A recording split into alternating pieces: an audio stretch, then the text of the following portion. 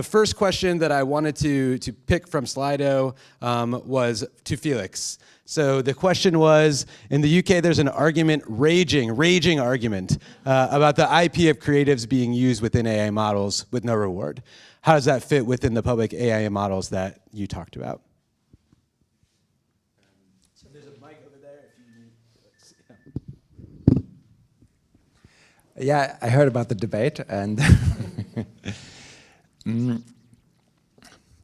so I think it's, well, I can't comment entirely on the UK debate because I'm not 100% aware of that. I mean, the discussion we had was, at the moment, for example, in Europe, we have contact with some of the AI factories. Many of them are not able, well, for example, there's an AI factory in Sweden, and they are currently not able to train a model because there's not enough data. And the data they can access, because a lot of institutions are quite afraid of using copyright material. And the idea is not like to get rid of copyright. The idea is that you need more clarity. You need more legal uncertainty for these institutions, because at the moment, what's happening now is like OpenAI will probably release next year a model that also is quite good in Swedish, and then the discussion is a bit over. But we need these public institutions also being able to train models, and that's why I think the licensing question should be like quite high on the agenda, at least in the EU. And like, I mean, how this model eventually look like, I mean, that is something for the political debate, and I think there should be like some reward model or like some preferred access to maybe public institutions training a model, or like more public interest oriented applications, but that I think that question must be answered, or there must be done something about it. Great, thank you, Felix. I'm gonna go to the next question on Slido, and then I'll open it up to the floor after that. So if you have questions, be thinking about it. And I'm gonna pick one for Becky this time, one because she has the mic in her hand, but there are also questions for everyone. And so in particular, the top one for you, Becky, was, is there any commitment from Manchester City Council to adopt or enforce the outcomes of the panels, or are they purely advisory? We would love to be able to enforce the outcomes of the panel, but at the moment, that is something that we're still grappling with. I think generally at the moment it's reliant on the goodwill of the organisations that are involved. So there is an expectation of those organisations, if you're participating in the People's Panel, that you'll be able to give an update on how some of that advice has been integrated into your services. And then that is fed back to the people who were involved, so kind of closing that feedback loop. I think with previous models of the panel, those that were run by MMU, I think that was very positive in that there were examples. With our run of People's Panels, I think it'll take a little bit more time to see the impact of that work. But they were so successful in kind of building that trust with communities in that previous model that quite a lot of the participants wanted to engage in this round of People's Panels because they did feel that they'd been listened to, they did feel that their advice was being enacted on. But I agree, I think it would be brilliant if there was a more formal way to enforce that in some capacity, because I think it all comes down to trust, really. If you're doing these People's Panels and communities are feeding back to you, but you're not actually embedding what they're saying and the information that they're feeding back to you in your service delivery, well, what is the point? It's not genuine. And then when you go out to do kind of second round of People's Panels or similar community engagement work, then those communities are not going to engage with you. So I do think we've got a responsibility to communities to do that. But I think for us, I'll be honest, it is a work in progress. So obviously if anybody has really, really good advice on how to do that, I'd love to hear it. Yeah, thanks. Thank you, Becky. And I'll pick one from the Slido for the AI audits team. Since I have the mic, I make the choices, not the Slido. It says, for the team, have you seen LLM audits that are repeatable and robust to gaming? For example, for procured resources to be held to a standard over months, years, et cetera. That is a very good question. So I assume that I will take that question. So actually, TICTeC Foundation has developed a large language model audit guide that's going to be published very soon, I suppose.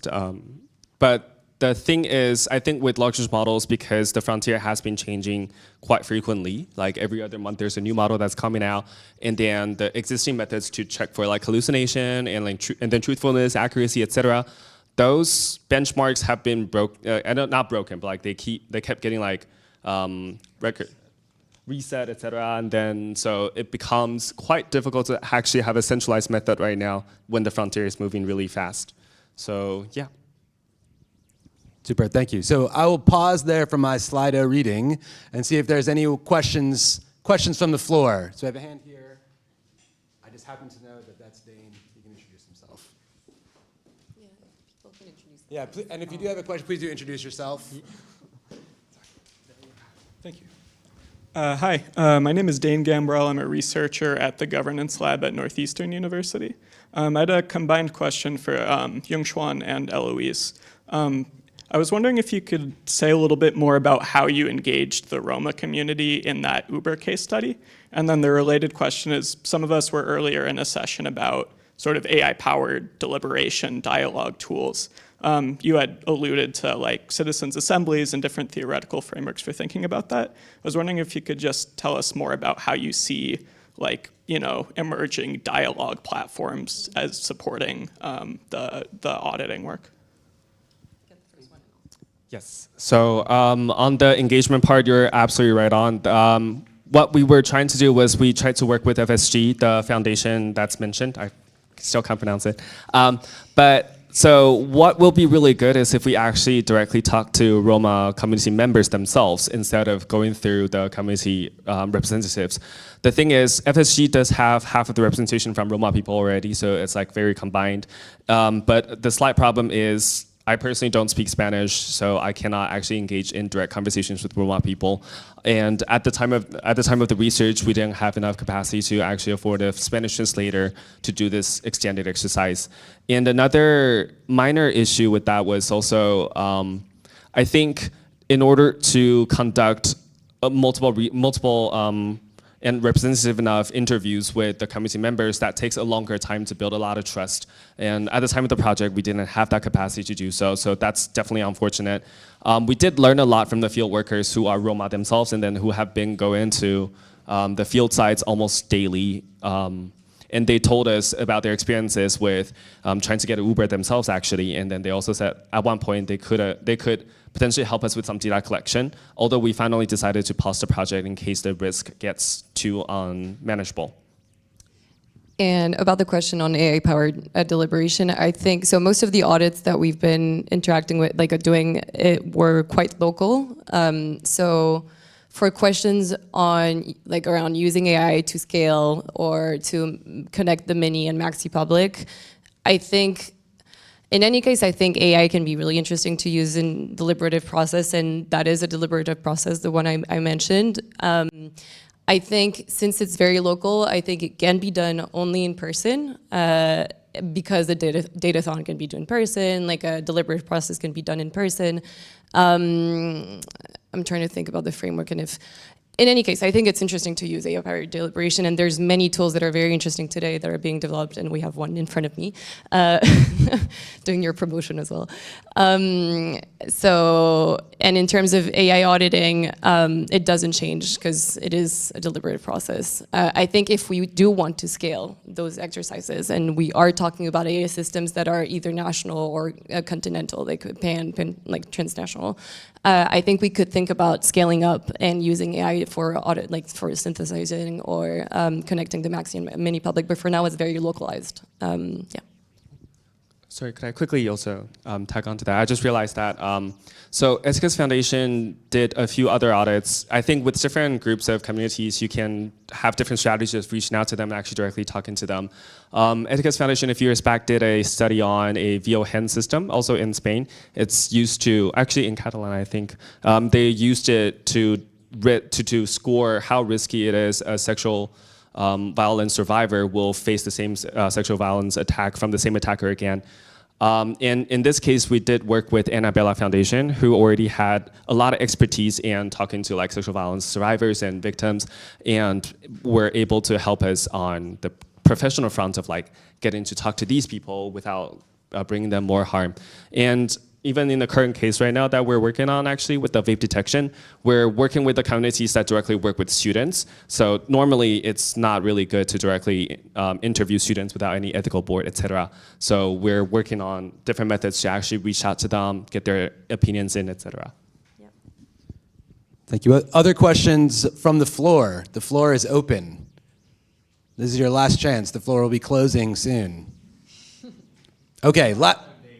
Yeah, we have a whole day. So last question for everyone. I'm going to ignore the Slido. Apologies. If you have questions from your Slido that you want to ask to people, we have plenty of time later, as noted.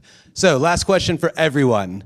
If you have one thing, big takeaway from your presentation today, I'm going to time you. You have 15 seconds. What would it be? We'll go down the line. Felix, we'll start with you because you started us off today.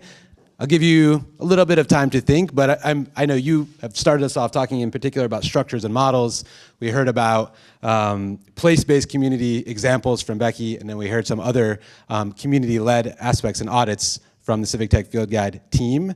So with that, that's my vamping to give you time to... So 15 seconds. Yes. Ready? Okay, give my best. Maybe two takeaways. One, we have especially with generative AI, a high concentration of power, but there is some development, but we have to coordinate much better.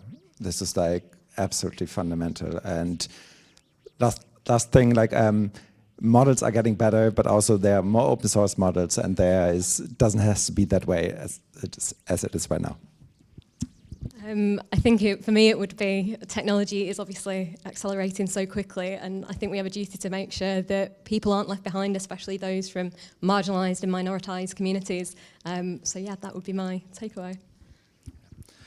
Audits let you look at the outcome of an AI system. So even if no one who runs the AI system can explain it, you compare the outcome to census results, demographics in that area, and it's one way to hold AI accountable even when we can't explain the AI. Oh, wow. So I think all of us today here are really working on trying to work with different affected communities, but a key problem is to figure out who exactly that is and what their interests and motives are and what they want to do, because different groups will always have different sort of agenda and interests, and it's difficult to manage how to exactly to balance that. Okay, I think we're all trying to fight the same thing and try to promote the same democratic oversight. So I think we should bridge communities of practice and actually work together between AI auditors, deliberation, et cetera, et cetera. Second, I think we should have a good theory of change, which involves meaningful engagement. And so we all have the principles and tools to do this, so let's talk. Amazing. That was pretty close to 15 seconds for everyone. So I thank you all for that. And let's give a round of applause for our panelists today.